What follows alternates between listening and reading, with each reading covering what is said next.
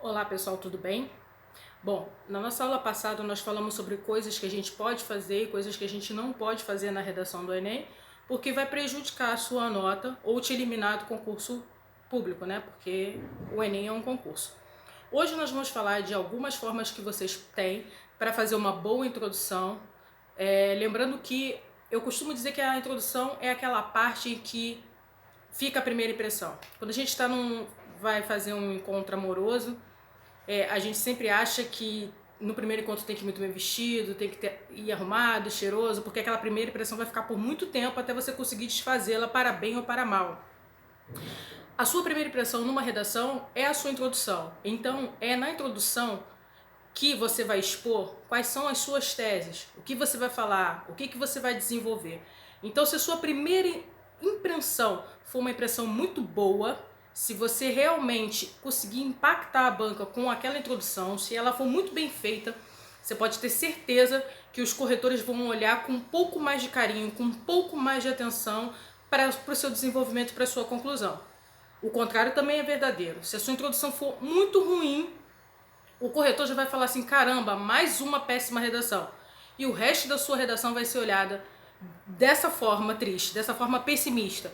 Então, a sua introdução tem que ser aquela parte da redação que você faz a primeira impressão bem bonita, bem escrita, bem elaborada, para que o seu texto seja corrigido com um ânimo melhor, com emoções positivas, vamos dizer assim.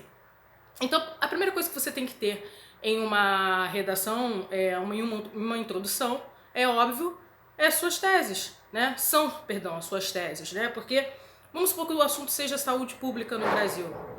E a gente tem muita coisa para falar sobre a saúde pública, né? Mas a gente tem que fazer um recorte, não dá para falar de tudo. Então, o que a gente vai fazer? Vai escolher 2 pensamentos e vai desenvolver esses 2 pensamentos durante a redação. E esses 2 pensamentos a gente chama de teses. Então, tese nada mais é do que o tema do que você vai falar. Então, se você está falando de saúde pública e de repente você achar conveniente dizer que a saúde pública pode ser melhorada se nós tivermos mais médicos e se a infraestrutura estiver melhor, então as suas 2 teses serão falta de médico nos hospitais públicos e péssima infraestrutura. E aí você vai elaborar os seus 2 argumentos que virem logo após a introdução, um deles falando sobre a falta de médico e o que isso acarreta na saúde pública, e no outro parágrafo você vai falar sobre a infraestrutura e no que isso acarreta, né, pelo fato dela ser péssima.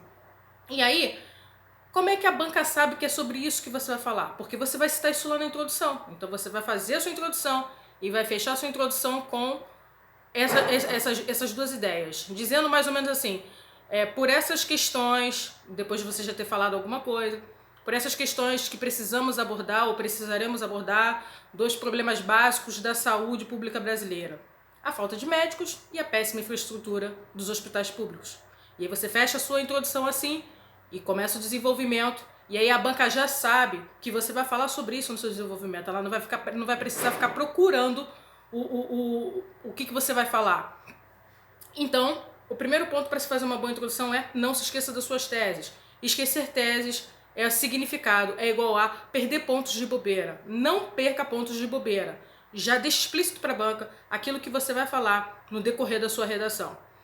Porém, existem algumas formas para você poder escrever essa introdução que vão te ajudar muito se você conseguir ter para você uma ou 2 dessas formas para fazer todas as suas redações. E nós vamos falar sobre elas. Não se esquecendo de que em todos esses tipos de introduções que eu vou citar aqui, você tem que levar em consideração que a tese tem que estar em todas elas. Não colocar teses é perder ponto de bobeira, como eu já falei. Então vamos lá? A primeira forma da gente fazer uma boa introdução é aquilo que eu chamo de trajetória histórica. O que é trajetória histórica? Bom, no caso da saúde, você pode falar sobre como que era a saúde antes de a gente ter o SUS, né? Porque o SUS foi criado e montado e gerido, pensado a partir da década de 60, 70. Antes disso a gente não tinha SUS. Então você pode fazer uma comparação histórica. Como que era a saúde do brasileiro, como que era o acesso a esses hospitais, como que o pobre fazia para ir para um hospital público e como que ele faz hoje. E aí você começa a sua introdução assim, fazendo uma comparação histórica de como que funcionava e como funciona hoje e fechar com as suas teses. Por isso abordaremos a falta de estrutura e etc. A trajetória histórica é boa para aqueles alunos que têm facilidade com a história, para aqueles alunos que têm facilidade de guardar contextos históricos para poder fazer comparações em qualquer coisa da vida. Então, se você é um aluno que é bom em história, ou mesmo que você não seja, mas você quer desenvolver isso, faça a sua introdução como se fosse uma trajetória histórica, lembrando ou não nunca se esquecendo de que as teses são necessárias, né? A segunda forma de a gente fazer uma boa introdução, você pode fazer uma comparação social, geográfica e histórica. Então você pega elementos da geografia, da história ou elementos sociais e faz a comparação. Então, nesse caso, você poderia, no caso da saúde pública, você poderia fazer uma comparação social de como que funciona a saúde para quem tem condições de pagar plano de saúde, para quem não tem condições de pagar plano de saúde, e aí seria isso a tal da comparação social. Você pode fazer uma comparação histórica e geográfica também, falando geograficamente onde que a gente tem maior número de hospitais, enfim, onde a gente não tem e como que isso funciona, né? Como é que é a geografia disso. Ou seja, você tem infinitas possibilidades, é só usar a sua criatividade. E aqui também não se esquece das teses. Bom, a gente pode também, uma terceira forma de você começar a sua introdução é você conceituar uma ideia. E aí você pode começar a sua introdução dizendo assim: definimos saúde pública como, e aí você vai lá e coloca tudo que você sabe sobre saúde pública, e depois você diz: essa definição é bacana, porém, na realidade brasileira não funciona por conta disso, e por isso nós falaremos da falta de médicos e infraestrutura. Então dá para você fazer, primeiro, a trajetória histórica, segundo, comparação social, geográfica ou histórica, terceira, conceituando ou definindo o seu tema, que nesse caso que a gente está exemplificando aqui é saúde pública. Uma outra forma que você tem de fazer a sua redação é elaborar uma série de interrogações diretas. Saúde pública, infraestrutura, aí bota uma interrogação, médicos, exames, aí depois que você fez aquele monte de pergunta, você fala: nada disso nós temos na saúde pública por conta disso, sei lá, estabelecer uma relação de causa e efeito, mas não se esquecendo da sua tese. Só que, cuidado com essa forma de elaborar uma série de interrogações diretas. Só elabore interrogações diretas se você souber a resposta. Nada de jogar lá na introdução um monte de pergunta que você não pretende responder no desenvolvimento e fechar com uma solução na conclusão. Isso é perigoso. Então só use a interrogação direta se você for muito bom em responder perguntas. Quem sabe fazer perguntas, nesse caso específico, deve também saber responder a essas perguntas. A gente também pode fazer aquilo que a gente chama de flash. O que é flash? Quando você coloca uma palavra, um ponto, outra palavra, um ponto, ou seja, você explana muitos problemas, mas no final você só vai resolver aqueles dois que você já falou, que a gente já falou aqui, que seriam, sei lá, a infraestrutura e a falta de médico. E você pode dizer assim: saúde precária, ponto, falta de remédio, ponto, falta de médicos, ponto, falta de ambulância, gente morrendo na fila dos hospitais públicos. Você bota vários problemas e ponto, Isso também é uma forma ótima de começar. Os alunos adoram essa opção. 80% dos meus alunos usam essa opção porque é muito mais fácil você elencar um monte de problemas e depois resolver dois do que definir, do que conceituar, do que fazer uma trajetória histórica, do que você fazer uma comparação social geográfica, né? Então, eles preferem fazer flashes porque flashes vamos dizer assim, muito melhor. E por último, e não menos importante, a gente também pode fazer aquilo que a gente chama de resumo. Você pode resumir o que você vai apresentar no desenvolvimento.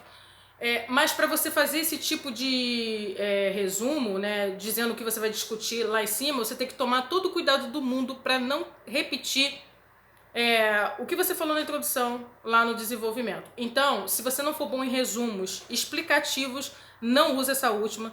Já te dei umas 5 ou 6 opções. Então, se você não sabe fazer a última, não faça. Então, resumir é como se você falasse o que você vai discutir no tema. O que você vai discutir no desenvolvimento.